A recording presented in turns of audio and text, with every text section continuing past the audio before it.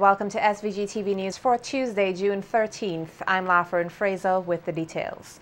In a robust debate in Parliament today, Prime Minister Dr. Ralph Gonsalves reiterated that the financial statements for the International Airport Development Company, or the IADC, are not required by law to be presented in the House.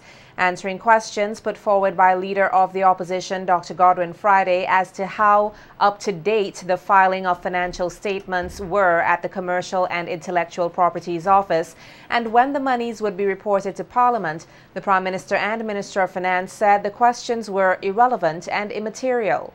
With financial documents for the airport in hand, which he said amounted to $699.9 million, the leader of this country said there are updated accounts from 2005 to 2013 and that the accounts for 2014 to 2016 will be available by the end of July. The Prime Minister, however, noted that there were different levels of accountability and that government or private sector entities are not required by law to submit their accounts to Parliament. Indicates that finally you have appreciated that they are of relevance and that they are material. Mr. Speaker, the question which is raised that they must be submitted here, there is no requirement in the law, none whatsoever, for companies, whether owned by the state or privately, and certainly for those owned by the state, like Vinlec, they're not required to submit their accounts here. You submit them at the company's registry, as that has been the case for time immemorial, which is what this government has done in relation to the IADC accounts. Prime Minister Gonsalves further chided the opposition New Democratic Party, or the NDP, for being absent when he presented the Finance Administration Act in 2005, which now gives the Director of Audit more power to ensure accountability. The Finance Administration Act, the most far-reaching piece of financial accountability legislation passed in this House since independence, up to that time. Mr. Speaker, and when I looked across, there was not one person on the opposition. For some trivial reason, they boycotted Parliament. That's 2004, you know. In 2005, I piloted a modern Director of Audit Act, the Audit Act. That act was published in the newspapers, Mr. Speaker. Comments were made upon it. We extended the powers of the Director of Audit. For instance, the Director of Audit hitherto didn't have the authority to go and demand information of a state-owned company. Now they can go. And opposition leader Dr. Godwin Friday was not letting up in his call for accountability in Parliament today and insisted the Prime Minister follow the requirements of the Constitution and not just the Audit Act. The heated debate among the two had to be quelled by Speaker of the House, Jomo Thomas. You are ignorant about this matter. You are ignorant and you wouldn't listen. I don't care how schooled you think you are. The section of the Constitution is very clear. It says the Director of Audit, this is why I asked the Director of Audit, that funds appropriated by Parliament, that the Director of Audit must satisfy himself that it is spent for the purpose appropriated. How can you do that without an audit? By you coming into Parliament and telling us how you spend the money? That is not what the Constitution requires. And I don't care how much you dance around it. But you have to conform to Section 75 of the Constitution, which says the Director of Audit must satisfy, and I will read it, satisfy himself that all monies that have been appropriated by Parliament and disbursed, which you admit is the money that was sent to IADC, was appropriated by Parliament. How do you get around that by citing the Audit Act, which is subsidiary legislation? Honorable Leader of the Opposition. Thank you, Mr. Speaker. Bringing to an end 10 weeks of basic military training, 30 regional security officers received certification under the Regional Security System Training Institute Basic Course 1 at a closing ceremony on Friday, June 9th. The course was aimed at equipping officers with the requisite skills and knowledge to further enhance the combating of crime in the region. Nikita Tony tells us more in this report. The fact that there is a lot to be done to thwart inter-island, regional and international criminal activities which affect the Caribbean region, 30 security officers were last Friday, June 9th, presented with certificates for successfully completing the Regional Security System RSS Training Institute Basic Course 1 of 2017. Given a brief overview of the course Sergeant Major Christopher Blendman noted that 32 participants initially started the course, with 30 of them successfully completing 10 weeks of strenuous training. To live a life that matters.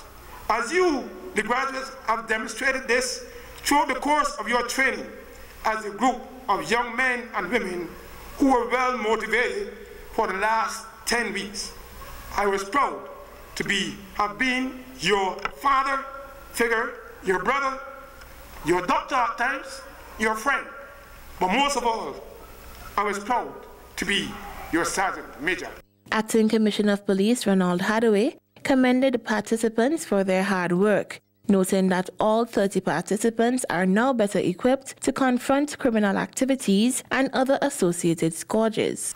Be cognizant that your newly acquired skills speak to a greater degree of expectation, a greater sense of awareness and responsibility, as well as a greater degree of accountability.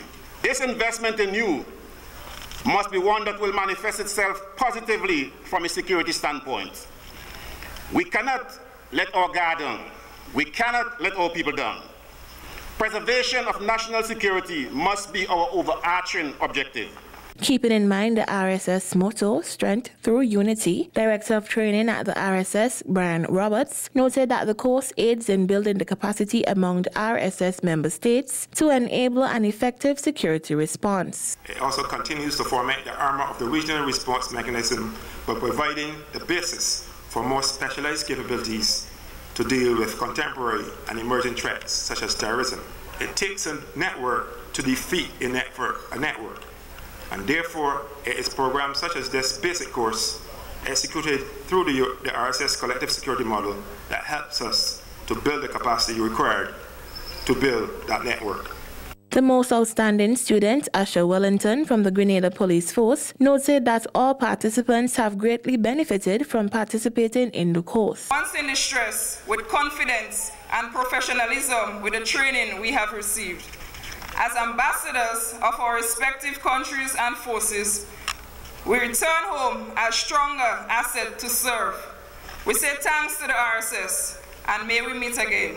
Congratulating the participants for their outstanding performance, especially the female officers, Minister of Sustainable Development Camilo Gonçalves noted that training such as the one which was completed will go a long way in promoting economic growth and sustainable development through the eradication of crime. We live in a dangerous neighborhood, stuck between narcotics exporters to the south and weapons exporters and manufacturers to the north. Your academic and hands-on training, which started 10 weeks ago, is an essential component not only of your personal professional growth, but also your respective nation's security and our regional growth and development.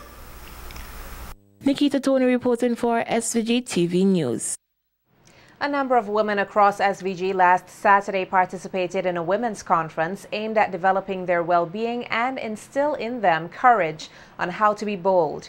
The women's conference held at the Beachcombers Hotel under the theme Boldly Live a Life You Love attracted over 100 participants. Nolisha Miller tells us more details in this report. of this nation's female professionals were on Saturday, June 10th, engaged in a seminar with the central aim to holistically develop the lives and livelihood of women. This through the 5th annual First Citizens Investment Services Women's Conference, which was guided under the theme, Boldly Live the Life You Love. The conference, which was held at the Beachcombers Hotel, saw several of this region's influential women addressing the participants on several topics which ranged from developing a thriving career, building on one's downfalls, and financial independence, amongst other topics. Former Deputy CEO of the First Citizens Group, Sharon Christopher, broke the ice for the morning's proceedings as she spoke on the wheel of life, how to make it happen versus letting it happen. Our lives are not concentrated in any one particular area. There's so many areas of our lives. So those of you can't see, so this is the physical environment. This is our career, money, health, friends and family, spouse or significant other, personal growth or spirituality, fun and recreation. And different wheels have different things. But what the wheel seeks to do is to give you an understanding that you're seeking to look at your whole life and you're seeking to get as much balance in your life as possible. Local educator and entrepreneur Latoya DeRoche John addressed the female audience on how to make a career happen, sharing her 10 rules to a thriving career. Rule number 1. If you're gonna make magic happen, you gotta love what you do. If you're in a job and it doesn't make you happy, start making plans to leave now. Rule number 2. If you're gonna make that magic happen, don't watch the clock. Are you a clock watcher? One of those persons who arrives at work for exactly 8 a.m. and out of the door by 1 minute past 4. Rule number 3. Know when it's time to upgrade. Invest in yourself. Rule number 4. Don't pass your problems on to other people on the job. Find a solution. Rule number 5. Get up and get to it. It's either yes or no. In finding solutions to our problems, we have to prioritize what is important and what is not. And Dr. Kathleen Israel shared with the participants the art of successfully making lemonade out of life's lemons. Lemons alone can't make lemonade. Lemons alone can't make lemonade. We need to draw on our resources and resourcefulness by asking and answering a series of other questions. Do I deserve these lemons? How best can I use them? The conference also heard addresses from other influential women who encouraged the participants to be bold enough to use their voice. Nolisha Miller, The Evening News. Several persons here are benefiting from the first ever Archives and Records Management Training Workshop funded by UNESCO. The training aims at the continuation of the archive structural and professional development, which is expected to ultimately develop the National Archives. Noting that although the archives have been digitized, there are still some challenges being faced, archivist Cordell Matthews said the knowledge to be gained through the training will be an invaluable asset that will further enhance and control records. The workshop will provide instruction on how to better manage as well as arrange and provide access to archival documents. UNESCO's contribution has made this workshop a reality. They have provided the means to ensure that the participants receive training that will improve the service the department offers to the public. The National Public Library, Archives and Documentation Services is grateful for their sponsorship. Although the National Archives has made great strides, there is still more to be accomplished.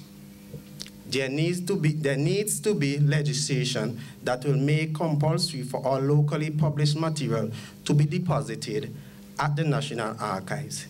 There is also a need for a preservation and conservation lab. These are fundamentals to any archives, and their introduction will further strengthen the quality of service the National Archives has to offer. UNESCO Secretary General Janielle Henry Rose said efforts continue to be made here toward achieving a developed and well-educated nation. As a nation, our policies in health, education, sciences, ICT dictate what our focus should be. Consequently, we have seen it fit to promote international standards through the many conventions that we have ratified. We continue to work tirelessly to transform our state, our region, through the Sustainable Development Goals by 2030. We also recognize that eradicating poverty in all its forms and dimensions, including extreme poverty, is the greatest goal, is the greatest global challenge and an indispensable requirement for sustainable development. Featured speaker at the event, Assistant Archivist at the University of the West Indies UE Mona campus, Dr. Stanley Griffin, spoke on the importance of the role archivists play and of record keeping. This challenge is further complicated by the use of information technology in the business process.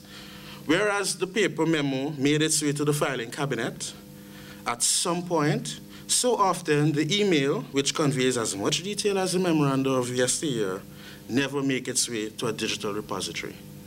Archival theorist Wendy Duff puts it this way: records in an archive in an electronic environment are transitory, unstructured, and insubstantial, as their form and content can change with the changes to the software that control them. For us in the Caribbean, there are many challenges with maintaining records and record-keeping systems. As we grew into independent nations, we cast aside the shackles of colonialism, sadly, including the well-established traditions of record-keeping, and we never replaced them with protocols and practices, with methods that reflect our modes of governance. The Venezuelan naval vessel, the Simón Bolívar school vessel, will pay an official visit here from tomorrow, June 14th to Saturday the 17th. The Simón Bolívar school vessel is a training vessel for the Venezuelan Navy. It trains cadets and future officers of the Venezuelan Navy and projects the image of Venezuela in all ports of visit. The ship is named after Simón Bolívar, the liberator of Bolivia, Colombia, Peru, Ecuador, and Venezuela. While in Port Kingstown, there will be an official guard of honor and welcome ceremony at 10 a.m. tomorrow at the cruise ship berth. Later that day, the visiting crew will play a friendly football match with the Royal St. Vincent and the Grenadines Police Force football team at the Grammar School playing field commencing at 4:30 p.m. Students across St. Vincent and the Grenadines through the Ministry of Education will receive guided tours of the vessel throughout the week. The vessel will also be opened to the public on Wednesday, June 14th from 2:30 to 6 p.m., Thursday the 15th from 9 a.m. to 1 p.m. and on Friday, June 16th from 9 a.m. to 8 p.m. The crew, which includes officers and cadets, will also tour tourism sites. The vessel will depart Port Kingstown on Saturday, June 17th. The Ministry of Health, Wellness and the Environment will hold an official ceremony tomorrow morning to commission a mobile blood bank at the old Treasury Building site. The event coincides with World Blood Donor Day, which is celebrated on the 14th of June each year. The mobile unit was supplied by Buckingham's of Kenilworth Limited under contract number SIR HASC SUP 0107. Financial support was provided by the Pan American Health Organization to assist in the commissioning of the mobile unit. According to the Ministry, the unit will help to strengthen the pathology capacity to deliver a more reliable and safe supply of blood and blood products to those in need by increasing blood collection among voluntary donors. Tomorrow's ceremony is expected to commence at 8:45 a.m. Carnival Beat is coming right up.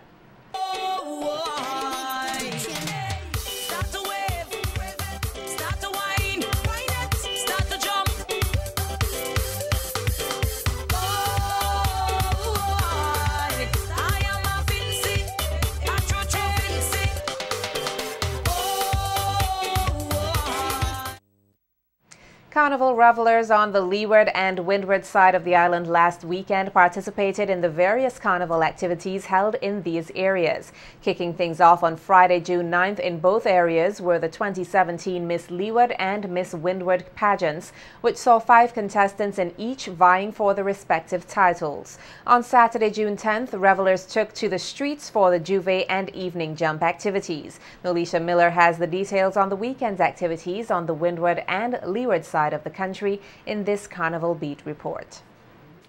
Revelers were in a frenzy last weekend as the North Leeward Sports and Culture Organization and the Windward Carnival Committee hosted their carnival activities as part of Rural Carnival 2017. Kicking things off for the weekend activities was the staging of the pageants on Friday, June 9th, which saw 5 contestants vying for the crown respectively. In the Miss Leeward pageant, Trina Hooper representing Rosebank captured the title of Miss Leeward 2017. Your 2017 Miss Leeward is... Ladies and gentlemen, Miss Rosebank Trina Hooper. Miss Leeward Trina Hooper. Miss Rosebank. She also won the Best Evening Wear and Best Interview categories. The first runner-up position went to Miss Chateaubalais Elise Matthews, who also got the judges' nod for the Best Swimwear. Miss Vermont Tanisha Duncan was third runner-up. Duncan walked away with the Best Talents category and was adjudged the Miss Congeniality and Miss Community Spirited. The Miss Leeward 2017 pageant also saw the participation of Miss Chauncey Cassandra Allen, who was awarded Best Punctuality, and Shafika Llewellyn, Miss Barley. The celebrations continued as revelers took to the streets immediately after for Juve and later the evening street party.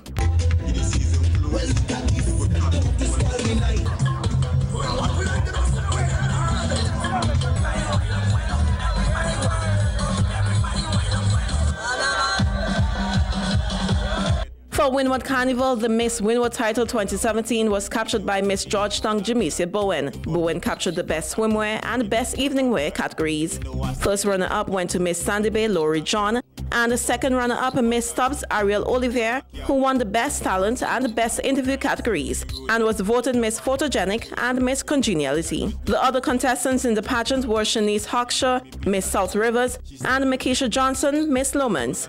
On Saturday morning, revelers paved the streets of Georgetown for Juve, then returned later in the afternoon for the street jumper. This weekend, the curtains are expected to come down on Pitani Mass. Nolisha Miller for Carnival Beats. For the Love of Carnival, that's the theme under which Extreme Fanatics Mass Band has created 7 beautiful sections for their 2017 mass production. Placing emphasis on some of the season's greatest shows, the band leader said persons can expect nothing less than a spectacle on the streets of capital Kingstown as the band seeks to capture the coveted Band of the Year title. Nikita Tony tells us more in this report. Beautiful sections, the Extreme Fanatics Mass Band is aiming to make it big in Vincy Mass 2017 with their production For the Love of Carnival. Having contributed to the Vincentian mass culture for the last 7 years, the Extreme Fanatics SVG Mass Band, according to its leader Jamal Jacobs, is expecting to take the arena by storm, noting that they are now putting the finishing touches to their 2017 production. Max, Dirty Sexy Soca, Mardi Gras, Steel and Glitter, H2O, Black Rave, Junior Pan, Fairies, these are the kiddies, and we have All Stars. We have big hopes for 2017.